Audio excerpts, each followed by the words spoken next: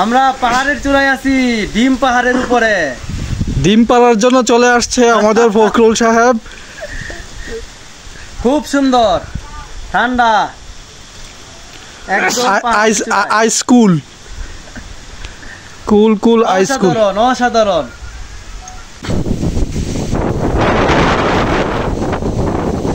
প্রচন্ড বাতাস, পাহাড়ের একদম চূড়ায় আছি আমরা, ডিম পাহাড়ের উপরে।